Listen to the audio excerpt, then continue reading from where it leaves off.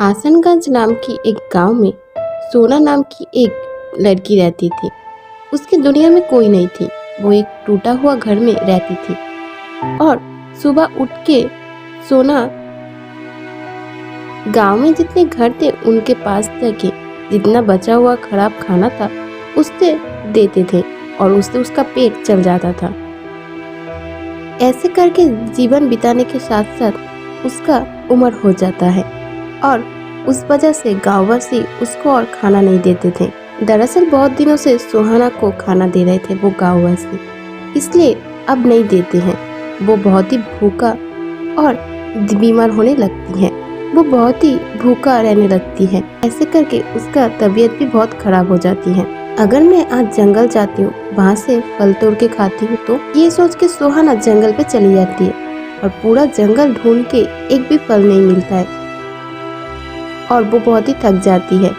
इसलिए सुहाना एक पेड़ के नीचे बैठ जाती है। आज तक मैंने किसी का कोई नुकसान नहीं किया, जिसने जो भी किया वो ही खाई और अपना जीवन बिताई।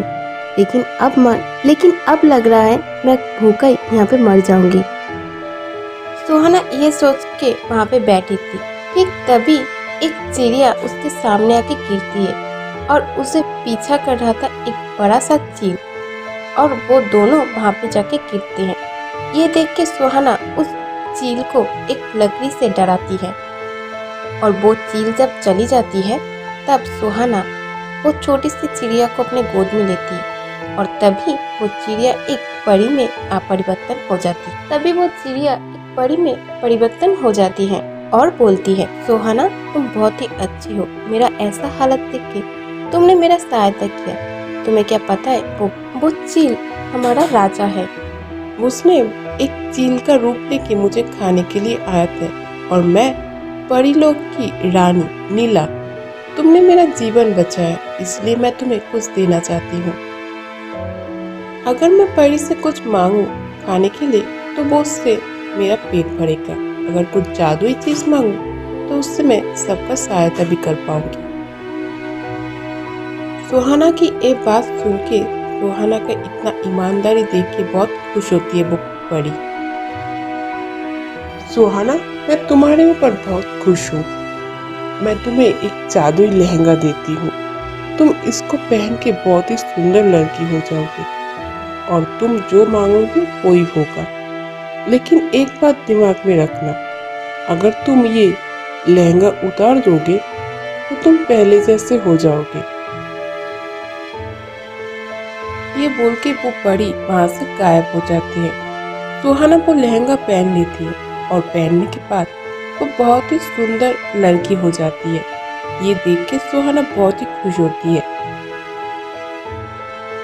और वो अपने घर में पहुंच जाती है। लेकिन वहां जाके वो बहुत ही आश्चर्य हो जाती है। उसका टूटा फूटा एक घर वो बहुत बड़ा घर में परिवर्तन हो जाता है। ये देख के सुहाना बहुत खुश होती है। गांव के आसपास में जितने इंसान थे सब लोग बात करना शुरू कर देते हैं। लगता है वो बुढ़िया ये छोटा सा घर किसी को बेच के वहां से चली गई है। उदयपुर नाम का एक गांव का राजकुमार सुहाना के गांव में आते हैं और सुहाना को ऐसे देखते हैं और सुहाना को देख के उदयपुर का राजकुमार साहिद वो पागल हो जाता है। उसका खूबसूरती देख के और मन ही मन में सोचने लगता है, अरे कितना सुंदर राजकुमारी, इसके पास तो चांद भी हार मान जाएगा। ऐसे सोच के राजकुमार साहिद सुहाना का पास जाके बोलती है, आपको क्या कोई किसी ने बोला है आप कितनी सुंदर हो राजकुमारी? नहीं, इस दुनिया में मेरा कोई नहीं है। ऐसा बात कोई नहीं कहेगा मुझसे। और सिर्फ ये नहीं, मेरे देखभाल करने के लिए भी कोई नहीं है। और वैसे भी इस प्रसाद में मैं अकेली रहती हूँ। वैसे आप कौन हो? कभी तो इस गांव में देखी नहीं। मैं उदयपुर का राजकुमार साहिद, मैं इस गांव में घूमने आई हूँ। जब मैं यहाँ से जा रही थी तब मुझे आपके ऊपर नजर गया। आप दिखने में बहुत ही सुंदर हो, इसलिए मेरा दिल आप पे आ गया। अरे आप ये क्या बोल रहे हो? आपकी इस बात से मैं खुशी नहीं हुई, इसलिए आप यहाँ से चली जाइए। अरे राजकुमारी, आप मेरे ऊपर गुस्सा मत कीजिए, मेरी पूरी बात सुनिए। आप दिखने में बहुत ही सुंदर हो, इसलिए मैं पहली देखने के बाद मैं आपसे प्यार करने लगा। और ये सुन के बहुत ही दुख हुआ, इस दुनिया में आपका कोई नहीं है, इसलिए मैं आपसे शादी करना चाहती हूँ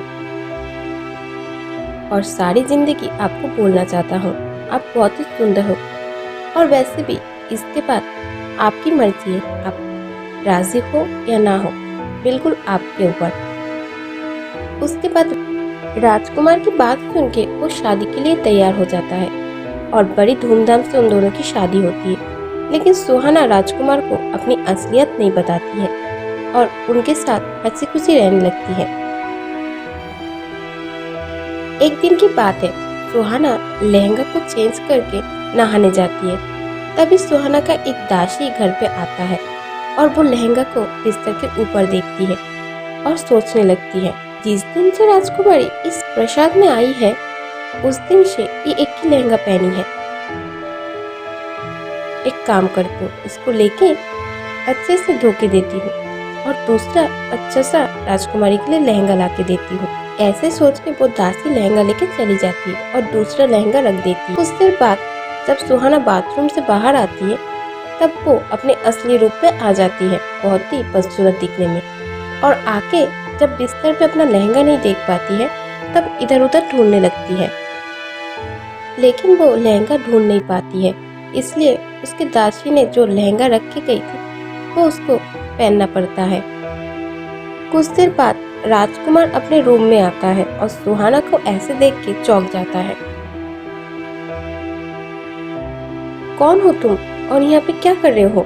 राजकुमार को अपने सामने देख के बहुत ही डर जाती है सुहाना और बोलने लगती है, राजकुमार मैं सुहाना, तुम जो बोलोगे वो मुझे मानना पड़ेगा। तुम सोच भी कैसे रहे हो, मेरा सुहाना दिखने में बहुत ही सुंदर है। अब तुम अपने आप को देखो, एक 70 साल की बूढ़ी औरत लग रही हो। मैं अच्छे से बोल रही हूँ, यहाँ से चले जाओ वरना मैं आपको बंदी बना दूंगी। राजकुमार दया करके कुछ देर समय दीजिए मुझे, मैं अपना लहंगा ढूंढ के आपको सारी बात बताती हूँ। और कुछ देर बाद सुहाना जादुई लहंगा पहन के राजकुमार के सामने जाते हैं। ये देख के राजकुमार बहुत ही खुश हो जाता है। अरे सुहाना, तुम कहाँ चली गई थी? तुम्हें पता है तुम जब रूम में नहीं थे एक बूढ़ी औरत आई थी, वो बोल रही थी वो सुहाना है। और उसकी बात सुन के मुझे बहुत ही गुस्सा आया, लेकिन उसने बोला कुछ देर समय के लिए और वो कहीं गई है। वो लगता है डर के मारे चली गई। उसके बाद सुहाना अपने जादुई लहंगे के बारे में सब कुछ राजकुमार को बोलता है। राजकुमार मुझे दया करके माफ़ कर दीजिए, मुझे पता है आप मुझे माफ़ नहीं करोगे, मैं हमेशा के लिए आपकी ज़िंदगी से चली जाऊंगी, मुझे माफ़ कर दीजिए। ये बोल के सुहाना रोने लगती है। तभी राजकुमार बोलता है, नहीं सुहाना, मैंने तुमसे दिल से प्यार किया। तुम कहीं नहीं जाओगे। अगर तुम ये बात मुझे पहले बताते फिर भी मैं यही बोलता, क्योंकि मैंने तुमसे प्यार किया। और ये मत सोचना ये सच्चाई जानने के बाद मैं तुमसे थोड़ा प्यार कम कर दूं। मैं जितना प्यार करता उससे ज्यादा करूंगी।